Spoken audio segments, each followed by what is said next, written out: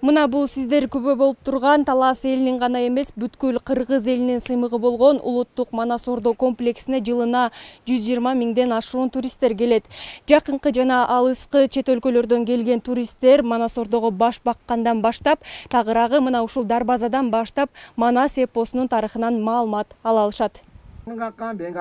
Акырын сүйлөп кем айтып, Улуттук Манас Ордо комплекси Кыргызстандагы кызыгууну арттырган эң кооз тарыхый маданий жай. Мында келген коноктор Манас Ордо музейи менен таанышып, күмбөзгө зыярат кылып, жаратылыш менен айкалышкан жайдын өзгөчө абасына суктанып кетишет. Алардын бири атайын алыскы Германиядан келген Нейман Генрис жана анын жубайы Лиза. Бул кереметтүү жердин таза абасы, ажайып жаратылышы жана кооздугу конокторду кайдыгер калтырган жок.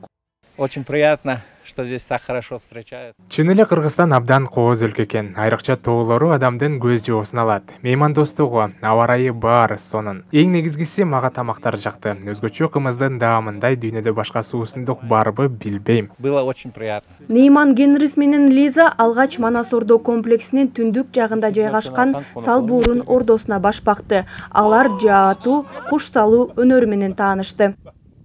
Мне очень понравилось. Бул жер бизге абдан жакты. Азыр биз жаатып, куш салуу өнөрү менен таанышканда башкача сезим болду. Жан дүйнөм эс алып жатат. Талас эми биздин жүрөгүбүздө түбөлүккө сакталат. Ыраазычылык билдиребиз. Я думаю, мы еще раз приедем. Улуттук Манас Ордо комплексине келген ар бир турист үчүн ыңгайлуу шарттар түзүлгөн. Комплекстин илимий кызматкерлери жана баяндамачылары ар бир келген меймандарга Манас эпосунун тарыхынан баян куруп, кыргыздын салттары ошондой эле улуттук тамак аштары менен тааныштырат. Андыктан жергиликтүү эл ишкердүүлүктүн ыгын таап, кыргызга таандык меймандостуктун эң жогорку деңгээлин көрсөтүшүүдө. Келүүчүлөр, туристтер жакшы быйыл абдан көптөр агылып келип атат. Өзгөчө биздин коңшаш Россия мамлекетинен келип атат. Европадан келип атат. Анан ушундай туристтерди да чакырып канча келсе биз кабыл алууга даярбыз. Жыл сайын өлкө аймагына коңшу Россия, Казакстан, Өзбекстан, ошондой эле Европа жана Араб өлкөлөрүнөн туристтер келет.